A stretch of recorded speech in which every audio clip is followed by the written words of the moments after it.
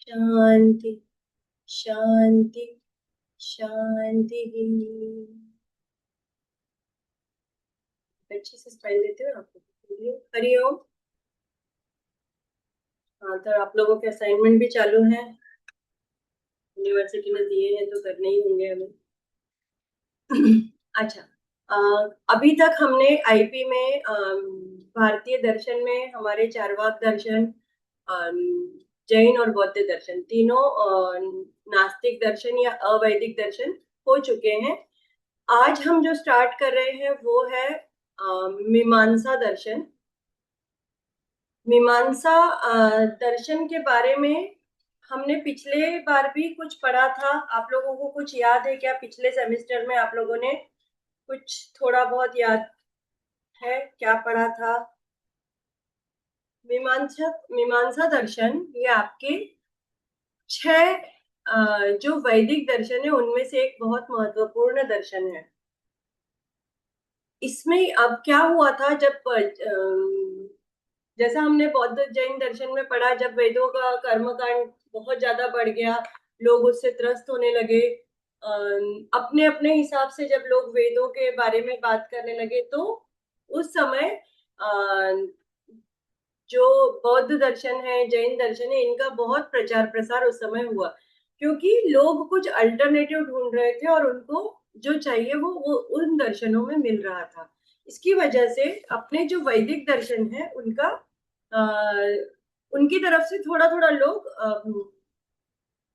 वहां से क्या बोलते हैं, विचलित होने लगे। और दूसरे दर्शनों की तरफ, दूसरे अवैदिक दर्शनों की तरफ जाने लगे। उनका प्रभाव बहुत ज्यादा बढ़ गया था बौद्ध दर्शन का, जैन दर्शन का। तब ऐसी क्या बोलते हैं, एक ऐसी जरूरत स्थापित हुई कि अपना जो वैदिक दर्शन है उनको फिर से स्थापित किया जाए, उनका ठीक ढंग से विश्लेषण किया जाए। इस तरह से उनका जो एक्सप्लेनेशन हो कि लोग उसको समझ सके कि भाई वेदों में क्या कहा गया है और वो क्यों जरूरी है ये सब करना। और जो गलत तरीके से जो लोगों ने प्रस्तुत किया है, जिसकी वजह से लोग विमुख हो रहे हैं इन दर्शनों से, अ, उनको सही ढंग से लोगों के सामने लाया जाए। इस सारे उद्देश्य से मीमांसा दर्शन की का प्रचार प्रसार बढ़ा। मीमांसा दर्शन की रचना की गई। तो इस दर्शन में मीमांसा का मतलब क्या होता है? मीमांसा का दर्शन होता है सखोल चिंतन या विवेचना। मतलब किसी भी बात की अ, सखोल चिंतन, उसको कहा जाता है मीमांसा। मीमांसा दर्शन के जो प्रवर्तक हैं कौन थे, आपको याद है क्या किसी को? मीमांसा दर्शन के प्रवर्तक कौन है? कुछ थोड़ा बहुत याद है?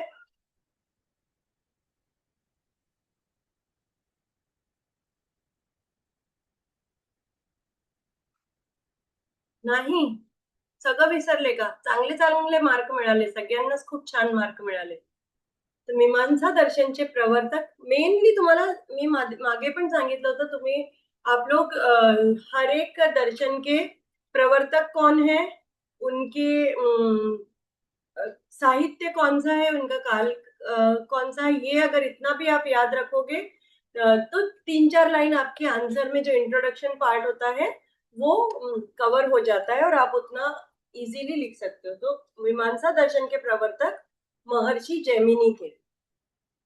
महर्षि जैमिनी ने मीमांसा सूत्र, ऐसा या इसी को जैमिनी सूत्र भी कहते हैं, ये उनका ग्रंथ था। उन्होंने उस समय जब लोग बहुत दूसरे दूसरे दर्शनों की तरफ जाने लगे थे, तब उन्होंने मीमांसा दर्शन की स्थापना की, मीमांसा सूत्र लिख के वेदों का उसमें प्रॉपरली एक्सप्लेनेशन किया कि वेद क्या है।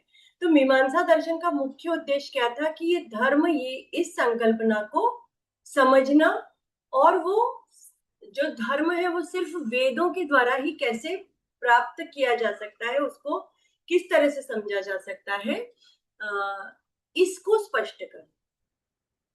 क्यों? क्योंकि धर्म कोई चीज थोड़ी है जो कहीं दिखने वाली है ना। धर्म ये तो प्रत्यक्ष अनुभव से हम लोग नहीं पहचान सकते, वो तो हमको समझना पड़ेगा अपने इंद्रियों के माध्यम से, अपने मन के माध्यम से, है ना। इसीलिए धर्म को प्रॉपरली एक्सप्लेन करना ये मीमांसा दर्शन का उद्देश्य था। उनका क्या कहना था कि धर्म वेदों से ही समझ सकते हैं, और ये ही इस दर्शन की मूलभूत धारणा थी। मीमांसक जो है वो वेदों को सर्वोच्च प्रमाण मानते हैं, और उनका कहना है कि वेद जो है वो अपौरुष्य है, उनकी रचना किसी ने की हुई नहीं है, वो पहले से ही अम, थे, इस सृष्टि के उत्पन्न होने से पहले से ही थे। उनको किसी ईश्वर ने या किसी गुरुओं ने नहीं स्थापना की है, वो आदि अनादि से वेद उपस्थित है। ठीक है। तो मीमांसा दर्शन में मुख्यतः वेदों के कर्मकांड, यज्ञ और अनुष्ठान विधियों की ये तर्क संगत व्याख्या करता है। जो लोग उनसे त्रस्त हो गए थे उनको समझाने का काम किया मीमांसा दर्शन ने, कि ये सब चीजों का लॉजिक क्या है और उनको कैसे जाना उनका उपयोग कैसे करना है, उनकी विधि, सब कुछ मीमांसा दर्शन में दी गई है। बाद में आगे जाके मीमांसा दर्शन के दो भाग हो गए थे, जो एक था पूर्व मीमांसा और दूसरा था उत्तर मीमांसा। तो पूर्व मीमांसा में क्या था? पूर्व मीमांसा वेदों के कर्म कांड से ज्यादा रिलेटेड था। मतलब वेदों में जो कर्म कांड वाला पार्ट है, मनुष्य के नैतिक कर्तव्य क्या है, तत्व ज्ञान क्या है, इन सब के बारे में ज्यादा सखोल विश्लेषण मीमांसा पूर्व मीमांसा में क्या किया गया है। इसीलिए इसको कर्म मीमांसा भी कहते हैं, और इसको मीमांसा या पूर्व मीमांसा कहा जाता है। और जो दूसरा भाग है उत्तर मीमांसा, या जो उसका आखिरी भाग है, उसको वेदांत भी कहते हैं। इसको ज्ञान कांड पे आधारित है, इसलिए इसको ज्ञान मीमांसा या ब्रह्म मीमांसा भी कहते हैं। तो जो उत्तर मीमांसा है या वेदांत है, उसमें आत्मा और ब्रह्म के बारे में ज्यादा बात की है, और पूर्व मीमांसा में वेदों के कर्म कांड के बारे में, यज्ञ कैसे करना है, उनके अनुष्ठान विधियां क्या क्या है, उनके क्या किस तरह से करना चाहिए, किसे करना चाहिए, ये सब चीजों का बहुत ज्यादा डिटेल एक्सप्लेनेशन पूर्व मीमांसा में दिया है। तो इस का जो मुख्य ग्रंथ है वो मीमांसा सूत्र है, जिसके रचयिता महर्षि जैमिनी है। और इनके आगे के जो भी ग्रंथ थे वो इस मीमांसा सूत्र के ही भाष्य या टीका पे आधारित थे बहुत सारे। तो उसमें से जो मुख्य था वो शाबर भाष्य था, जिन्होंने मीमांसा का भाष्य किया था। और फिर शाबर भाष्य के ऊपर आगे जाके कुमारिल भट्ट, शाबर महर्षि शाबर के ही दो शिष्य थे, कुमारिल भट्ट और प्रभाकर मिश्र। इन्होंने शाबर भाष्य के ऊपर भाष्य किया। तो वो श्लोक वर्तिका, तंत्र वर्तिका, तुष्टिका, बृहति, और प्रभाकर मिश्र के जो थे वो बृहति, लघवी, ये सब ग्रंथ इनके मुख्य हैं। इसके अलावा बहुत सारे अलग अलग टीकाएं भी हुई हैं इस और कुछ भाष्य इनके साहित्य में मिलते हैं।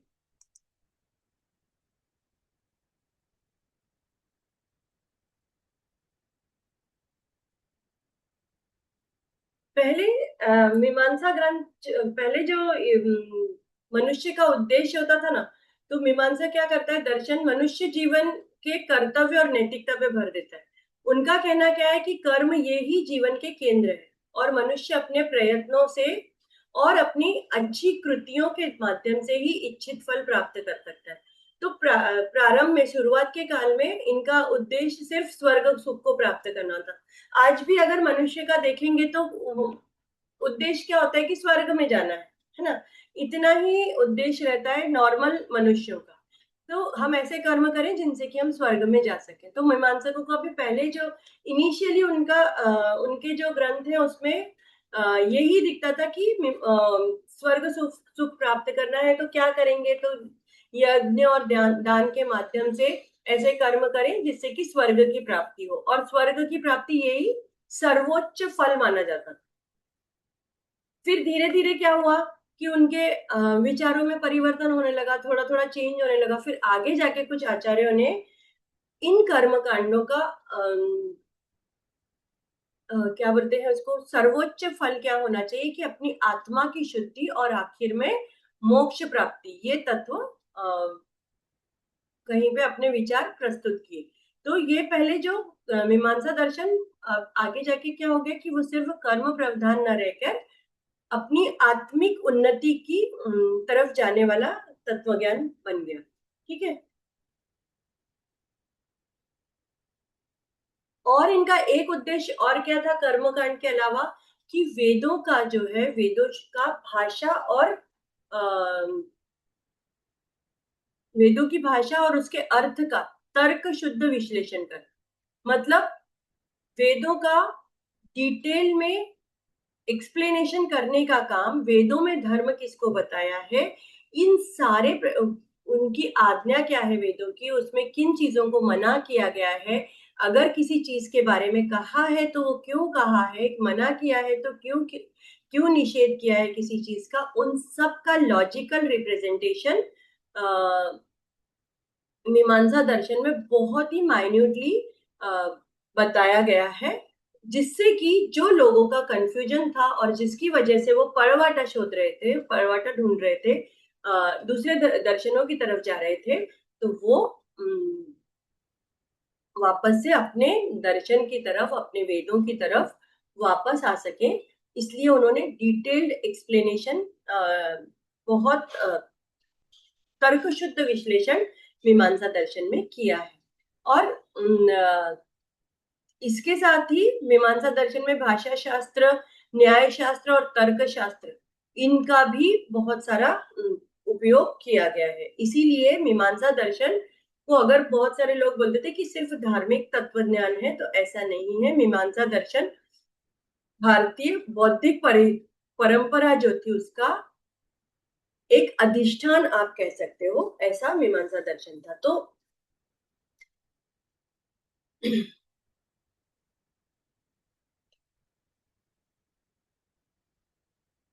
इसके बाद बहुत सारे ग्रंथ थे जिनके बारे में मैंने आपको बताया। धर्म मतलब क्या, इसका सखोल विश्लेषण मीमांसा दर्शन ने किया। अब मीमांसा दर्शन की प्रमाण विचार, अगर ज्ञान मीमांसा के बारे में हम बात करें, कितने प्रमाण है, किसी को याद है? आप लोग भी थोड़ा थोड़ा बोलते जाओ तो मुझे अच्छा लगेगा। मीमांसा दर्शन में कितने प्रमाण हैं, आठवते का कहीं? कुछ अलग थे प्रमाण बाकी दर्शनों की अपेक्षा, या वही थे? हाँ श्रुति मैडम, काही बोलताय? तुम्ही सांगा मॅडम, आम्ही लक्ष ठेवू आता. आठवत नाहीये. हाँ, थोडा थोडा रिवाइज केलं ना तरी तुम्हाला आठवेल, लक्षात ठेवा. जास्त खूप लक्षात ठेवायची गरज नाही, पण ठेवलं तर बरं होईल. हा, 6 बरोबर. माधुरी ताई, कोणते कोणते सांगू शकाल?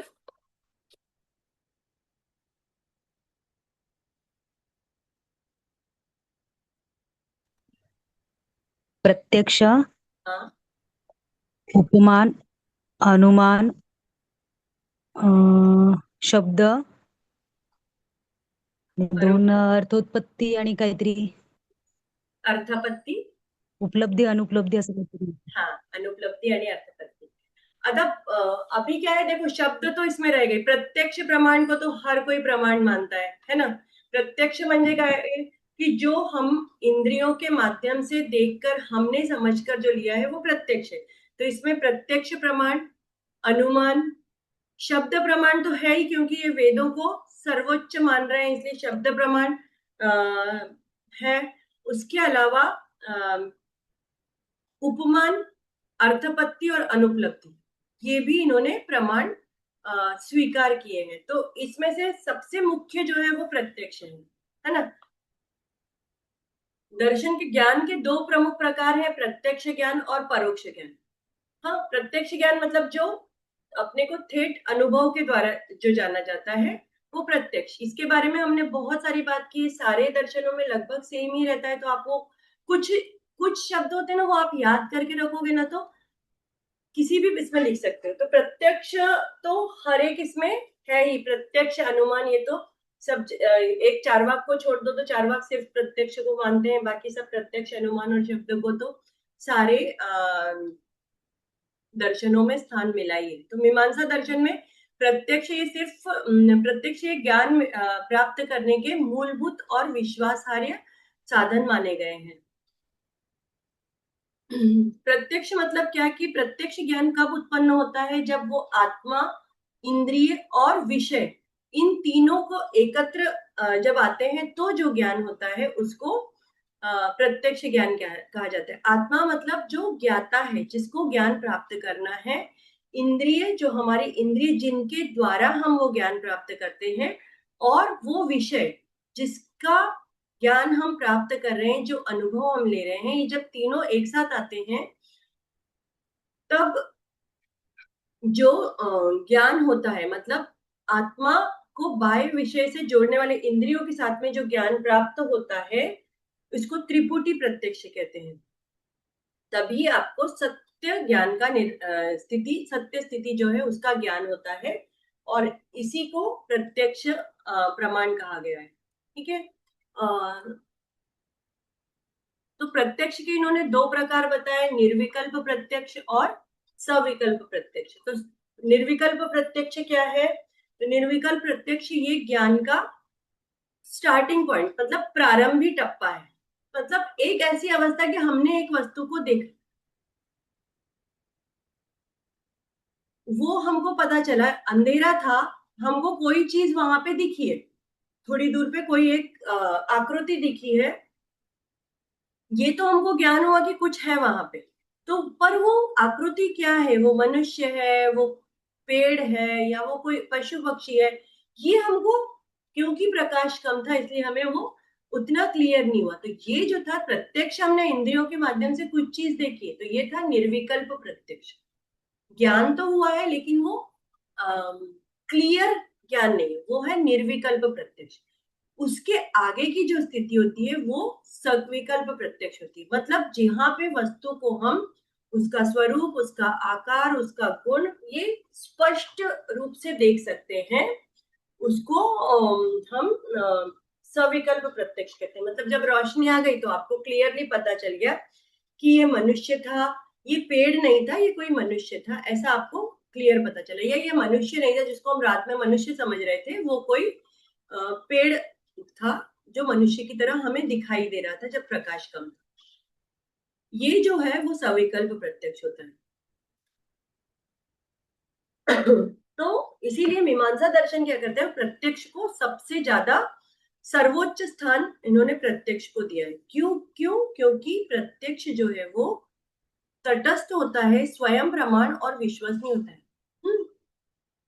प्रत्यक्ष जो ज्ञान हमको मिल रहे हैं वो कोई बाहरी प्रमाण पे आधारित नहीं है। मतलब हमने कोई चीज को हमने खुद स्वयं देखा और उसकी वजह से हमें ज्ञान मिला, तो हमें बाहर के किसी चीज पे या किसी अनुमान पे हम आधारित नहीं है, किसी के भरोसे पे नहीं है। इसीलिए वो प्रत्यक्ष प्रमाण जो है वो सर्वोच्च प्रमाण है, और उसी के द्वारा हम जगत का जो सत्य स्वरूप है उसको हम देख पाते हैं प्रत्यक्ष।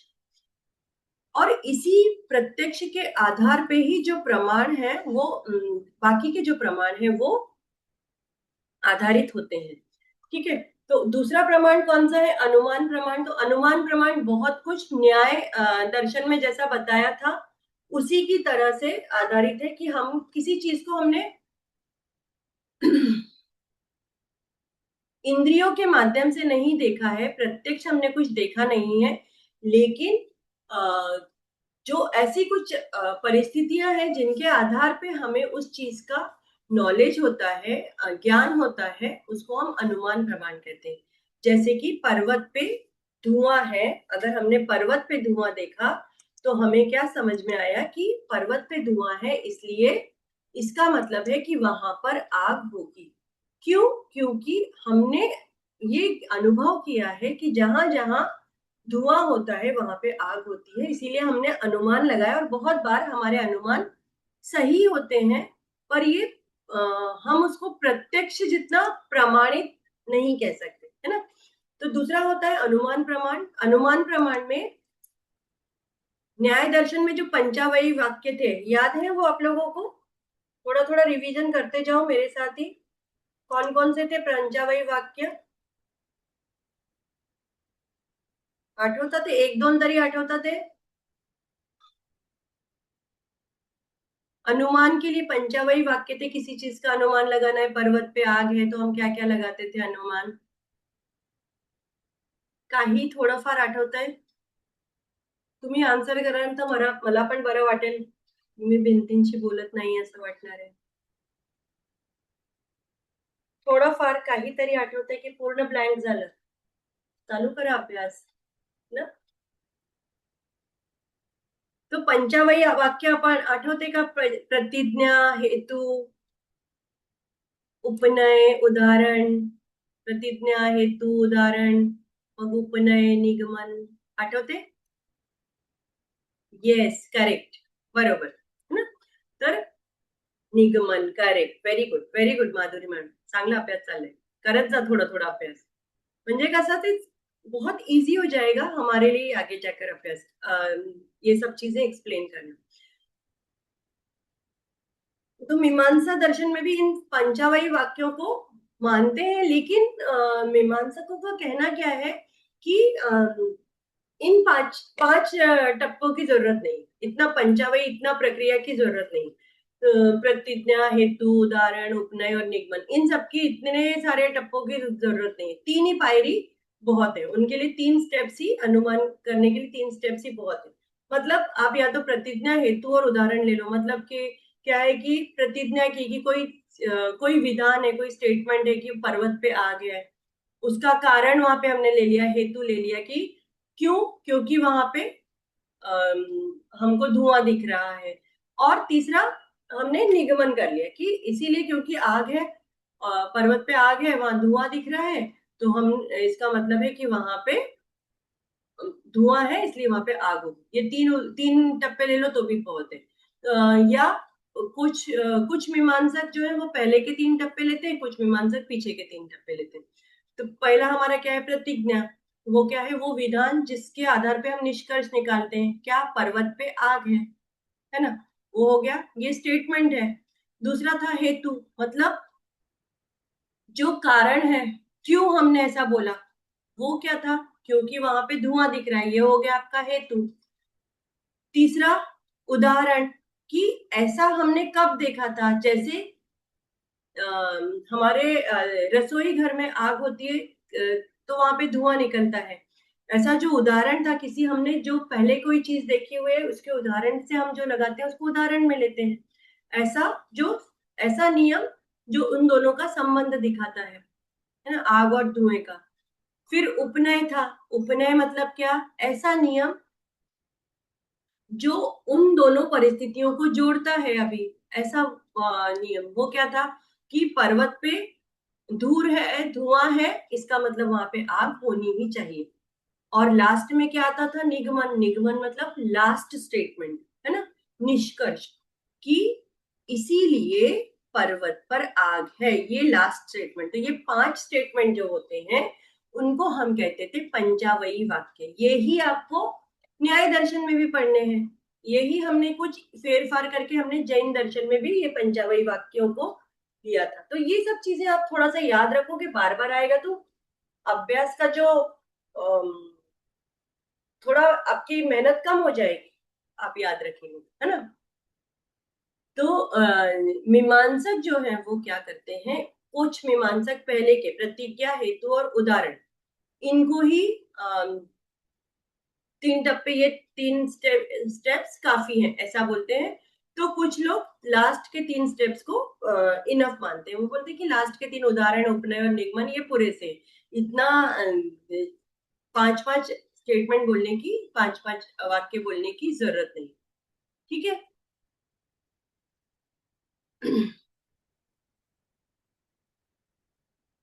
मीमांसक क्या कहते हैं कि अनुमान हम सिर्फ जो दैनंदिन जीवन में जो चीजें होती है उनके लिए ही नहीं, पर तात्विक और धार्मिक सत्य को समझने के लिए भी उतना ही जरूरी है। पर्वत और आग को तो समझ ही रहे, लेकिन उसके साथ ही जो धार्मिक सत्य है उनको जानने के लिए भी हमको बहुत बार अनुमान की आवश्यकता होती है। क्या हम ठेठ स्वर्ग देख सकते हैं क्या? नहीं देख सकते, लेकिन कभी कभी हम नहीं क्या बोलते कि किसी को, किसी के साथ कुछ अच्छा हुआ तो अरे वाह, त्यांचे पास कर्म चांगले, उनके अच्छे कर्म थे इसलिए उनको इतना अच्छा फल मिला। ऐसा हमने अनुमान लगा लिया कि ये क्यों मिला। अच्छा रिजल्ट आया कि उसने देखो बहुत अच्छा काम किया था, बहुत अच्छी मेहनत की थी, तो उसका रिजल्ट अच्छा आया। ये तो ठीक है, प्रत्यक्ष हमने देखा। लेकिन कभी कभी के किसी को बहुत अच्छा रिश्ता आ गया, देखो उनके माँ बाप के पुण्याई है इसलिए उनको रिश्ता अच्छा है।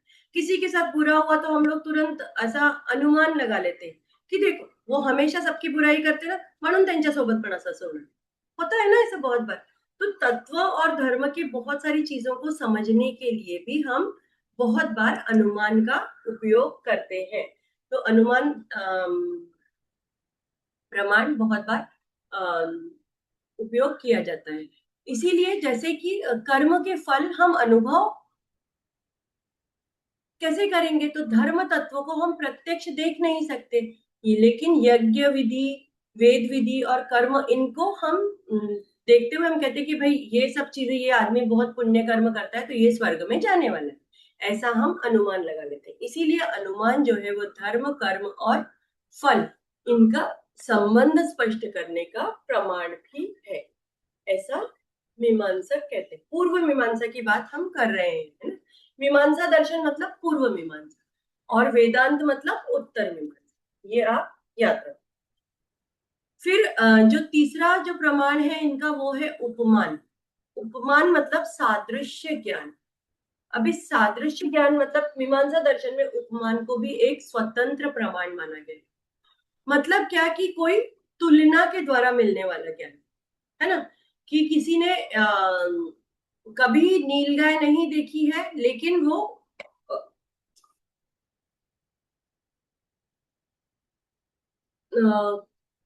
क्या बोलते हैं कि उसको कोई नीलगाय जैसे, गाय के जैसा, गवय के जैसा कोई प्राणी अगर जंगल में दिखता है तो वो उसको ऐसा ध्यान में आता है कि ये नीलगाय हो सकती है, क्योंकि ये गाय नहीं है, गाय जैसा प्राणी है, लेकिन ये जंगली प्राणी है, तो ये क्या होगा, ये नीलगाय हो सकती है।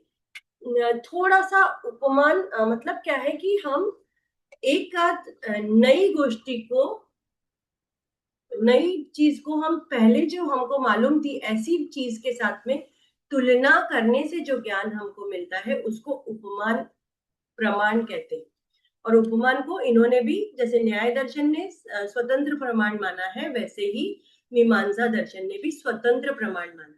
लेकिन यहाँ पे थोड़ा सा डिफरेंस क्या है न्याय दर्शन में और मीमांसा दर्शन में।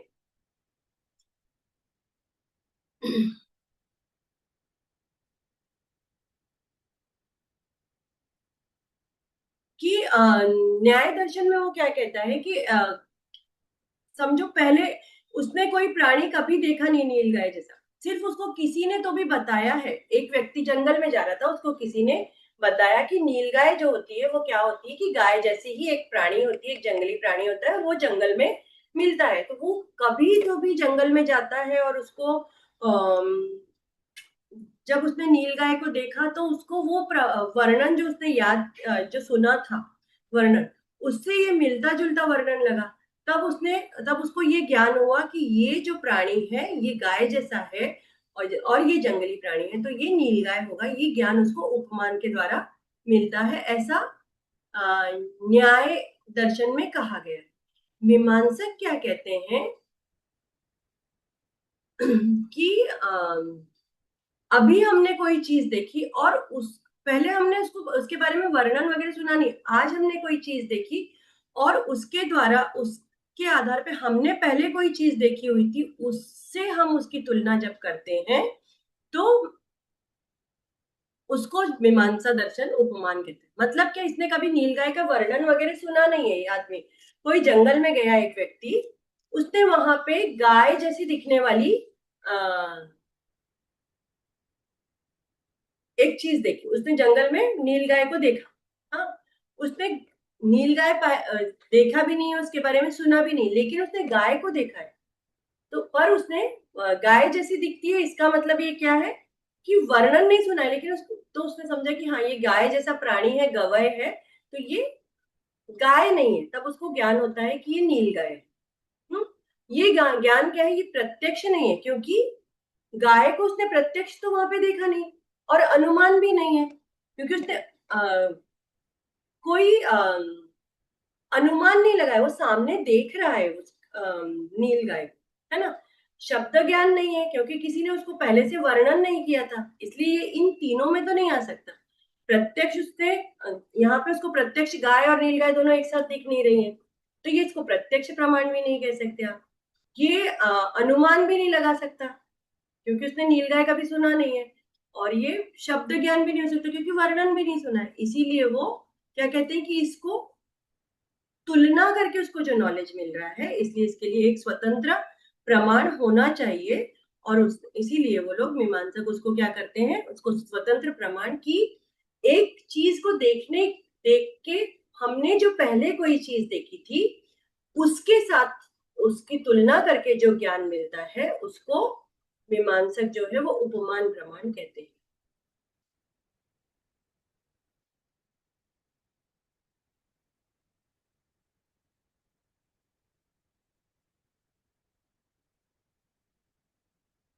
मतलब क्या, उपमान प्रमाण को स्पष्ट शब्दों में उन्होंने क्या कहा मीमांसकों ने, कि ज्ञात वस्तु के जैसी दिखने वाली अज्ञात वस्तु का ज्ञान होना मतलब उपमान।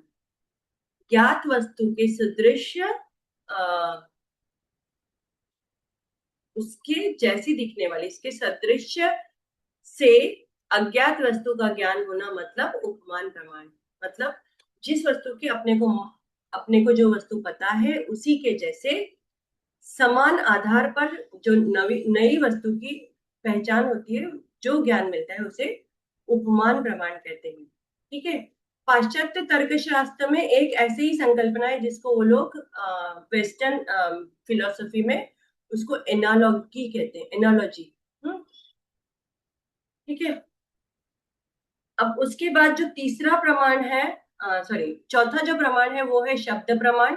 तो शब्द प्रमाण को बहुत ज्यादा महत्व है। क्यों होगा महत्व? शब्द प्रमाण को क्यों महत्व है? क्योंकि ये पूरा आधारित ही किस पे है? मीमांसा दर्शन वेदों पे, है ना। तो वेदों पे जो आधारित है, तो उसमें तो शब्द प्रमाण को, वेदों को वो ज्यादा महत्वपूर्ण प्रमाण मान रहे हैं। इसीलिए शब्द प्रमाण को यहाँ पे बहुत ज्यादा महत्वपूर्ण स्थान दिया गया है। तो शब्द किंवा ऐसे शब्द किंवा वाक्य जिनके द्वारा हमको कोई नवीन, नया और विश्वसनीय ज्ञान प्राप्त होता है, जो स्वतः प्रमाण होते हैं, जिसके लिए उनको किसी प्रत्यक्ष या अनुमान पे के भरोसे पे रहना नहीं पड़ता, उन वचनों को, उन साहित्यों को शब्द प्रमाण कहा जाता है। मतलब मीमांसा दर्शन में शब्द प्रमाण ये धर्म, कर्म और वेद वाक्यों का अर्थ समझने के लिए सबसे ज्यादा महत्वपूर्ण स्रोत माना जाता है। क्योंकि हमने ऐसा ज्ञान जो हमने इंद्रियों से देखा नहीं है, ईश्वर को हमने इंद्रियों से देखा है क्या? नहीं देखा है। हम उसका अनुमान भी नहीं लगाते, हमको वो अनुभूति कहाँ से मिली ईश्वर की? ये हमने पीढ़ियों से सुना हुआ है कि ईश्वर है, ईश्वर है, ईश्वर है, या हम आप्त पुरुषों के वचनों द्वारा सुना है, या हमने वेदों में जाना है कि ईश्वर है ना। तो हमने उसको प्रत्यक्ष देखा नहीं है, हमने उसको कुछ अनुभव किया नहीं है, लेकिन हमें क्योंकि इन वेदों में उसका के द्वारा उनका ज्ञान मिला है, आप्त पुरुषों के द्वारा ज्ञान मिला है, इसलिए हम उसको प्रमाण मानते हैं, है ना। तो शब्द प्रमाण के उन्होंने दो प्रकार बताए, एक पौरुषेय और दूसरा अपौरुषेय। पौरुषेय मतलब क्या क्या होगा? पौरुषेय मतलब जो मनुष्य ने उच्चारे हुए हैं या मनुष्य ने लिखे हुए हैं, जैसे कि किसी गुरुओं ने जो लिखे हैं, किसी ग्रंथकार ने लिखे हैं, ज्ञानी व्यक्तियों ने जो कहा है, उनके द्वारा हमको जो ज्ञान मिलता है वो होता है पौरुषेय शब्द। जैसे कि रामायण महाभारत है, ये सब क्या है? हमारे पौरुषेय शब्द, ये लिखे हुए हैं इन लोगों ने, इनका हम हमारे पास प्रमाण है कि रामायण किसने लिखी है, महर्षि वाल्मीकि ने लिखी है, या महाभारत किसने लिखी, ये सब हमारे पास।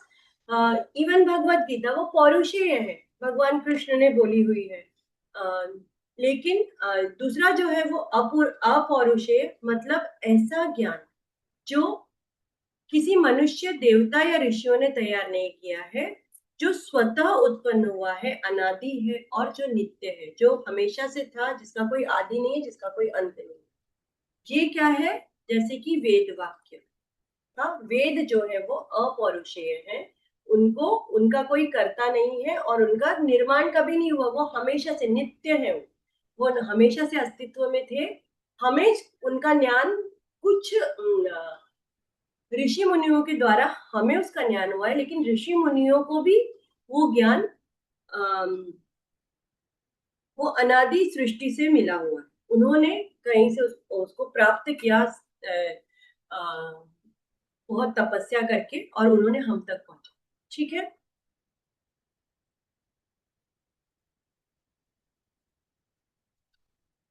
इसीलिए वो कहते हैं कि वेदों का निर्माता ईश्वर और ऋषि मुनि कोई भी नहीं है, वेद हमेशा शाश्वत और दैवी है।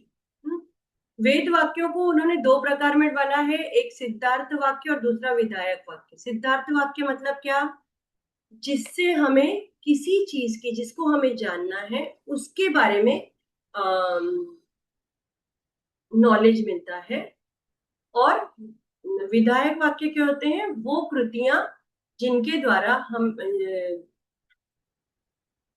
ऐसी कृति करने की आज्ञा विधायक वाक्य देते हैं। विधायक मतलब जो कुछ आपको किसी चीज का आदेश दे रहे हैं, ऐसी कृतियां जिनके द्वारा आप किसी अपने एम को प्राप्त कर सकते हैं, मतलब ऐसी कृति करने की आज्ञा देते हैं। जैसे कि स्वर्ग कामो यजेत, मतलब जिसको स्वर्ग में जाना है उसने यज्ञ करना चाहिए। तो विधायक वाक्य क्या करते हैं? धर्म का ज्ञान देते हैं। और सिद्धार्थ वाक्य जो है वो उन चीजों के बारे में, स्वर्ग के बारे में माहिती देंगे, लेकिन स्वर्ग तक जाना कैसे है, उनके लिए जो कृति करना है, वो उसके बारे में कौन बताएगा? तो वो आपको विधायक वाक्य द्वारा प्राप्त होगा। पांचवा जो इनका प्रमाण है वो है अर्थपत्ति। अर्थपत्ति को पांचवा प्रमाण माना गया है। इसका मतलब क्या है? अर्थपत्ति आठवतंय काहीतरी थोडस, मैं आप लोगों को क्यों पूछती जाती हूँ कि आप लोगों को भी थोड़ा थोड़ा सुनते जाओगे, ध्यान से सुनोगे जब मैं बोलूंगी, पूछूंगी तो तो आप लोगों को भी कितना याद है वो ब्रश अप होता जाएगा। ये हमने पढ़ा तो था ही ना, ये सब एग्जाम दिया, मतलब थोड़ा थोड़ा तो कुछ दिमाग में घुसा था, राइट। अर्थपत्ति दो शब्दों से मिलके बना है, अर्थ और आपत्ति। मतलब अर्थ मतलब विषय और आपत्ति मतलब कल्पना या निष्कर्ष। तो अर्थपत्ति का अर्थ क्या हुआ कि एकादी किसी घटना को समझने के लिए, वो वही किसी घटना को आपको समझना है, लेकिन आप उसको क्लियरली समझ नहीं पा रहे हो, दो विरोधाभासी घटनाएं हैं, दो विरोधाभास ऐसी चीजें हैं, और उनको समझने के लिए कुछ चीजों की हम कल्पना कर लेते हैं, उनको कहते हैं अर्थपत्ति। मतलब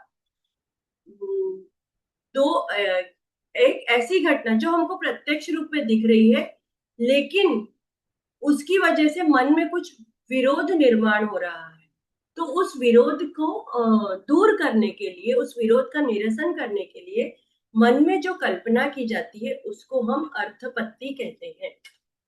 फॉर एग्जाम्पल, जो कॉमनली सब जगह सारी बुक्स में जो एग्जाम्पल दिया है वो बता रही हूँ कि एक व्यक्ति है जिसका नाम है देवदत्त, और वो दिन में ना कुछ भी नहीं खाता, वो कुछ खाता नहीं है। उसने कहा है कि मैं तो डाइट पे हूँ बाबा, मैं तो कुछ खाना नहीं खा रहा हूँ, लेकिन प्रत्यक्ष रूप में जब हम उसको देखते हैं तो वो, उसकी हेल्थ अच्छी होती जा रही है, वो स्थूल हो रहा है। होना क्या चाहिए कि अगर कोई व्यक्ति कुछ नहीं खा रहा है, वो क्या कहता है देवदत्त कि मैं दिन में कुछ नहीं खाता, तो हम देख रहे हैं कि दिन भर वो कुछ भी नहीं खाता है।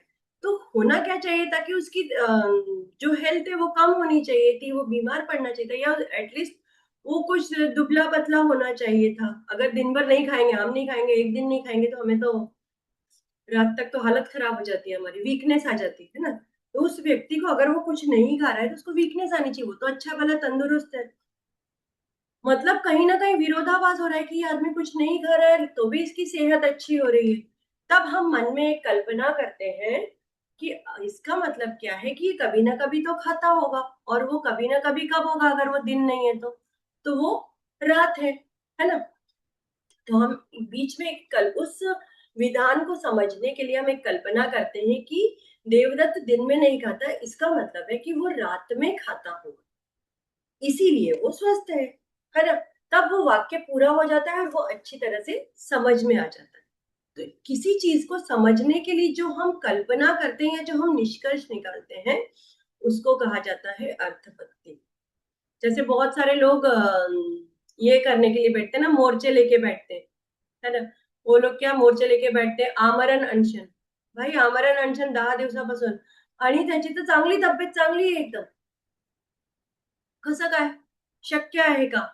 वीकनेस आ जाएगी, वो आदमी वहीं फेंट हो जाएगा 10 दिन अगर कुछ खा पी नहीं रहे। इसका मतलब क्या, कहीं ना कहीं कुठे ना कुठे पाणी मुरते, म्हणजे तो कुठेतरी कधीतरी खात असेल, आपल्याला दिसत नसेल, है ना। तो इसको कहते हैं अर्थपत्ति। यहाँ समझ में आ रहा है आपको? अभी ध्यान में रखना अर्थपत्ति म्हणजे, है ना। तो अब अपन उसका मीनिंग क्या लगाते हैं, तो मीमांसा दर्शन में अर्थपत्ति को स्वतंत्र प्रमाण दिया है, क्योंकि इस प्रकार का जो ज्ञान है वो कोई से भी प्रमाण से नहीं मिल सकता। देवदत्त रात में खाता है, ये क्या ज्ञान प्रत्यक्ष से मिला है क्या? हमने प्रत्यक्ष देखा नहीं है उसको, है ना। प्रत्यक्ष दिया देखा नहीं, क्योंकि हमने इंद्रियों से उसको कोई संपर्क आया ही नहीं उसको खाते हुए देखने का, कि प्रत्यक्ष ज्ञान तो नहीं है, अनुमान भी हम नहीं लगा सकते।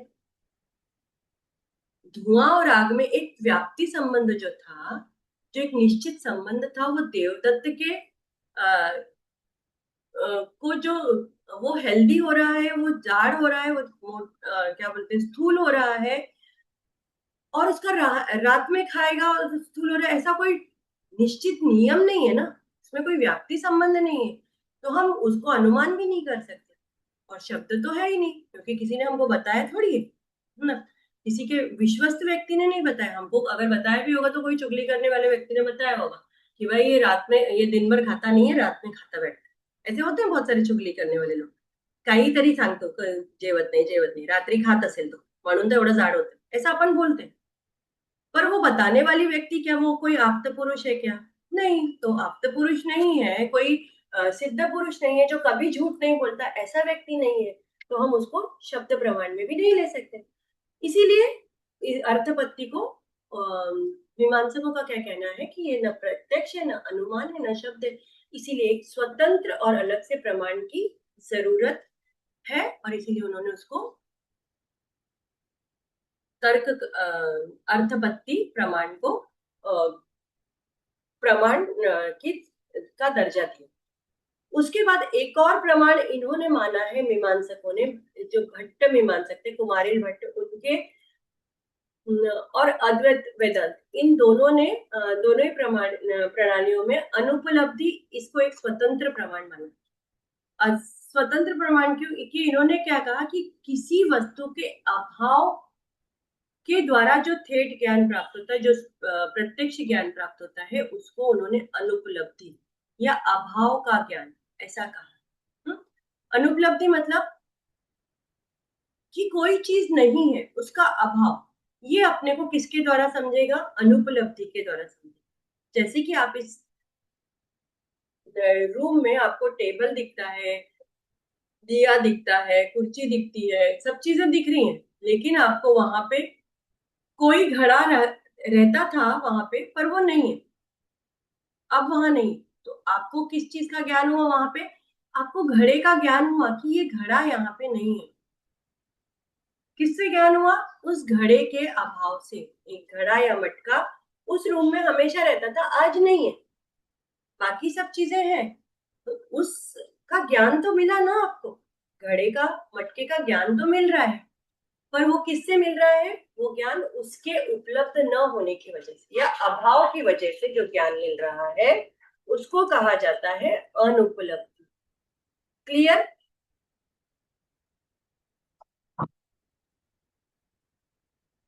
अनुपलब्धि ऐसा ज्ञान है जो किसी वस्तु के अभाव की वजह से या किसी के उपलब्ध नहीं होने की वजह से होता है। क्योंकि हम प्रत्यक्ष तो उसको देख नहीं रहे, उसका अस्तित्व हमें वहां पे फिर भी पता चल रहा है ना? हमको तुरंत समझ में आ रहा है कि ये चीज यहाँ नहीं है। कभी कभी क्या होता है कि कोई व्यक्ति, हम एक ग्रुप में गए, फ्रेंड्स का एक ग्रुप था, सब लोग आए, कोई एक फ्रेंड नहीं आई, तो हमें वो थोड़ा सा खटकता है ना। मतलब हमें नॉलेज तो हुआ, उस फ्रेंड का अभाव हमें पता चलता है ना, उसका अस्तित्व की को हम जान पाते हैं। कैसे? उसके अभाव के द्वारा, है ना? तो उसको कहा जाता है अनुपलब्धि। मतलब विद्यमान वस्तु के प्रत्यक्ष ज्ञान हमें उस वस्तु के विद्यमान वस्तु का प्रत्यक्ष ज्ञान होता है, वैसे ही अविद्यमान वस्तु का के अभाव का भी ज्ञान हमको प्रत्यक्ष होता है। इसीलिए अनुपलब्धि को भी उन्होंने वस्तु के अभाव का स्पष्ट ज्ञान देने वाली प्रमाण शक्ति माना है। तो उसको हम प्रत्यक्ष कह नहीं सकते, क्योंकि हमने प्रत्यक्ष तो इंद्रियों के माध्यम से उसको देखा नहीं है ना? इंद्रियां तो सिर्फ उसको ही देख सकती हैं जो अस्तित्व में है, घड़ा तो है ही नहीं वहां, इसलिए हम आंखों से तो घड़े को देख नहीं सकते, तो हम उसको प्रत्यक्ष कह पाएंगे क्या? म्हणू शकतो का आपण त्याला प्रत्यक्ष? नहीं, लेकिन हम घड़े का अभाव देख रहे हैं। हाँ, क्या उसके अभाव को हम देख सकते हैं क्या? नहीं है, ऐसा कुछ देख सकते हैं क्या? हम उसको सिर्फ महसूस कर सकते हैं कि वो चीज नहीं है, घड़ा वहां नहीं है, ऐसा कुछ दिख थोड़ी रहा है हमको, है ना? तो हम सिर्फ उसको क्या लगा रहे हैं? महसूस कर रहे हैं। उसको अनुमान में क्यों नहीं ले रहे फिर हम? हमने अनुमान लगाया ना कि वो चीज वहां नहीं है, क्योंकि अनुमान हमेशा एक निश्चित संबंध, सह संबंध दो चीजों के बीच में होता है, उस पर आधारित होता है ना?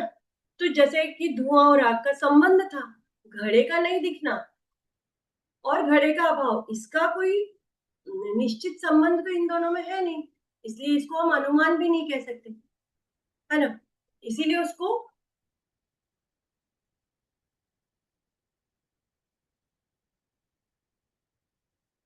कोई चीज हमने इसीलिए उसको अनुमान, अनुपलब्धि को हमने अनुमान में उसको नहीं लेते। और शब्द प्रमाण या उपमान तो ये होता ही नहीं है, क्योंकि वहां तो वो चीज है ही नहीं, किसी ने बताया ही नहीं हमें, न किसी चीज से हमको उसका कंपैरिजन कर रहे हैं, है ना? तो अभाव का ज्ञान तो हमें खुद ही हुआ है, वो स्वतः अनुभव किया है, ये कोई बाह्य प्रमाणों पे तो अवलंबन नहीं था। इसीलिए अनुपलब्धि को हमने एक स्वतंत्र प्रमाण शक्ति माना है। तो इसकी हमको यहाँ पे क्यों जरूरत पड़ी? तो मीमांसा दर्शन में अ, वेदांत में मीमांसा और वेदांत वाले जो है वो कहते हैं कि अनुपलब्धि वो किसी चीज के अभाव को स्पष्ट रूप से और स्वतंत्र ज्ञान देने वाली प्रमाण शक्ति है, इसलिए उसको भी प्रमाण में शामिल किया जाना चाहिए। आप अगर नोट्स में देखोगे ना, तो एक प्रमाण का बहुत अच्छा सा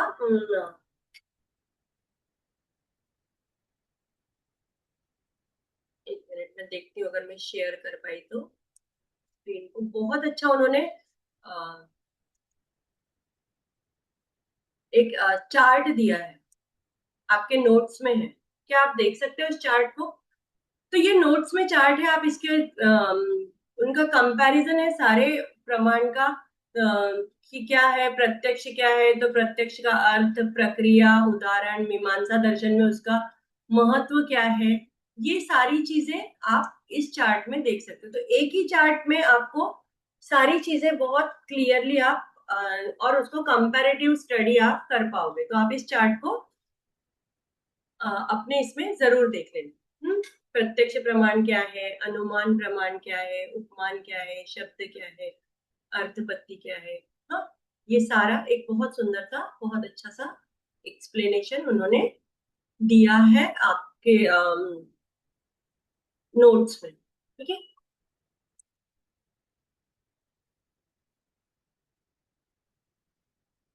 यहाँ तक आपका सॉरी, मीमांसा दर्शन का प्रमाण या ज्ञान वाद जो है वो खत्म हो जाता है। तो आज हम यहीं पे रुकेंगे। इसके आगे हम जो पढ़ने वाले हैं,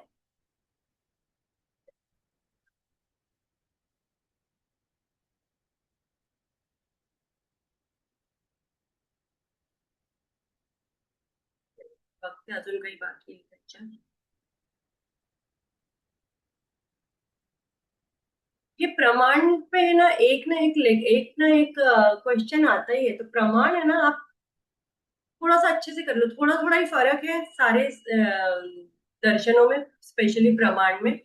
तो वो आप कर लोगे तो आपका एक क्वेश्चन अच्छा सा तैयार हो जाता है।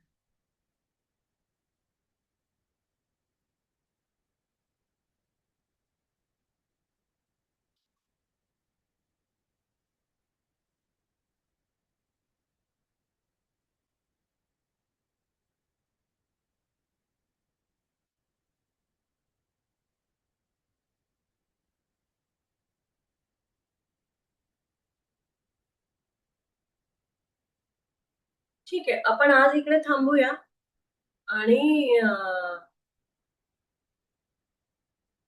इथपर्यंत आपलं प्रमाण जे आहे, प्रत्यक्ष प्रमाण जे आहे ते म्हणजे तिन्ही जे प्रमाण आहे ते पूर्ण होऊन जातात। हं? आणि आपण उद्या ह्याला कंटिन्यू करू।